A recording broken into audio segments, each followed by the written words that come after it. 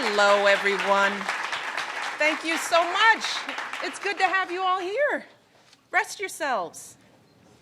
Let me start by thanking Bonnie, not just for that very kind introduction, but for all the work that she and her crew and her family put into making this important documentary.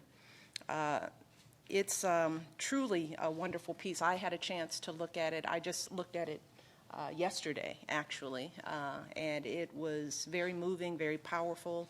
As I told Bonnie, it is important in this position to remember that history and to understand just how much work goes into making change and making things happen. So I know you guys are going to take away something very special, but I think we need to give Bonnie a round of applause for her work on this project. Thank you. And I want to thank all of you for taking time to be here. We wanted to make sure to do something special on this day because this is a perfect day, I think, to watch this film. Because tomorrow, as many of you may know, we're going to be celebrating the 50th anniversary of the March on Washington. Now, did you all know that tomorrow is you knew that, right? All right, that's good, that's good. And as you'll see in this documentary, Whitney Young was one of the main organizers of that historic march, which gathered together hundreds of thousands of people of all races and all backgrounds with the important goal of making change. In fact, Mr. Young spoke on the steps of the Lincoln Memorial just minutes before Dr. King gave his I Have a Dream speech.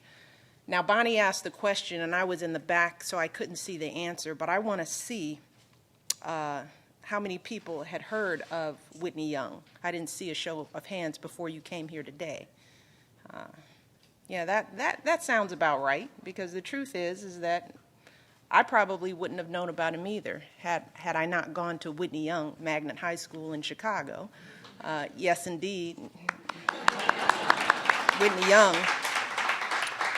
But what we learned from this documentary is that Whitney Young drew on his decency, he drew upon his intelligence and his amazing sense of humor.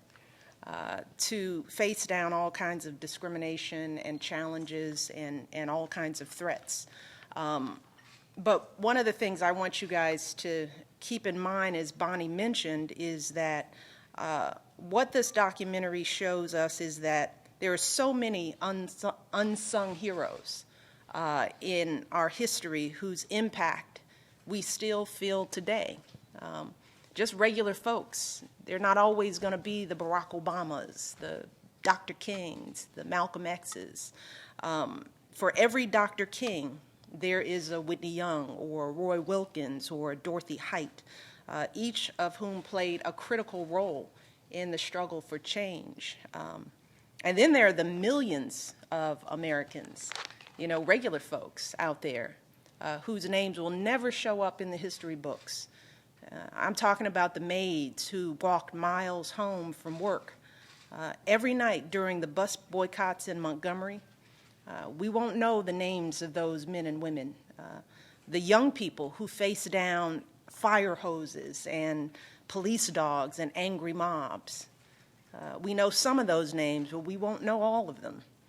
I'm talking about the mothers and the fathers who taught their children to stand with dignity during a time when it was hard to get your kids to dream big. But those parents, throughout all that they saw, still taught their kids to dream bigger than the world ever could expect of them. Each of those people played a critical role in the difficult and often dangerous work of building a better future for all of us. And the thing I want you all to remember as you watch this film is that we are here because of that struggle. I'm here because of that struggle.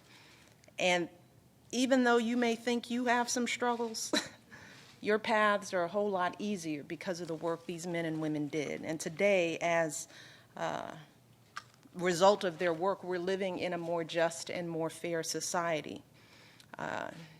So that leads me to something else I want to ask you all and have you think about as you watch the film. A question that Barack and we often discuss with our daughters. And that question is, how are you all going to continue what these folks started? I want you to think about that. What are you going to do? What will be your contribution? Think about that. Because you got to start building up that energy now, right? It starts now. I want you to think about that. How are you going to make your community and our country safer? Each and every one of you has the power to do that. How are you going to make this entire country more prosperous and more free? You'll see in the video that there are so many different ways to answer this question. There's so many ways that you can contribute. You could work on a corporate board, sit on a board, be right there at the table of change. You could do that. You could strategize in the halls of power like Whitney Young did. You might want to teach, teach some young people to write, to do math, to demand more of themselves like Whitney Young's father did. You're going to learn a little bit about his parents, his family, his upbringing. You might want to be a filmmaker, although I saw that there weren't many hands up going filmmakers, but I'm just saying, you never know. You never know.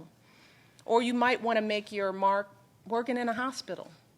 You might want to do it working in your church. You might want to do it just being good parents, raising good, decent kids with some values, just like all those hundreds of thousands of people who attended the Lincoln Memorial March 50 years ago. But whatever you do, what I want you all to take with you is that I want you to keep pushing to be the very best that you can be at whatever you choose, and that takes hard work. And I know your teachers and your parents tell you this over and over again, but it's real. You have to put in the time and the energy to be great. And that leads me to a quote that Whitney Young, one of his quotes that I love, he said, "It is better to be prepared for an opportunity and not have one than to have an opportunity and not be prepared." You know what that means? You got to be ready all the time. That means today you're preparing yourselves for the opportunities that are going to come your way. Barack Obama at your age didn't know he was going to be president of the United States. Would have bet money that he wouldn't. I never thought I'd be the first lady of the United States, but let me tell you something. We prepared ourselves, as Whitney Young did, as Dr. King did, and that meant going to school every day, doing your homework every day, showing up every single day and putting your best into whatever you're doing. And at the core of that is your education. There is nothing more important that you all need to be doing right now. It ain't rapping, it ain't dancing. It is learning to read and write in an outstanding way. That is your job. And if you do that, you will be prepared for whatever comes your way. But the worst thing you could do is to have that opportunity and not be ready to shine. So you all don't want to be in that position, and I know you won't. So I want you to think about that as you watch this film. I want you to ask yourselves those questions. How are you going to be the agents of change for the next generation? Because we're counting on you all. We're going to be old in a second. Many of us are old. And we're going to hand all of these wonderful issues over to you. And we're counting on you all to be ready to take the helm and be the next agents of change, because there's still a lot of work to do. So keep that in mind, okay? And I hope you enjoy the film, and I hope you keep reading and learning about the history of the civil rights movement, because there are so many stories, so many, many more stories than out there to learn from. And it's important for you all to know that history. So make this the beginning of that journey of your history so that you understand it and that you can grow from it and that you don't repeat the mistakes that have been made in the past, but you just build on the successes. You promise me that? All right, well, enjoy the film and have a great discussion. Thanks for being here. We're proud of you guys. right, y'all, take care.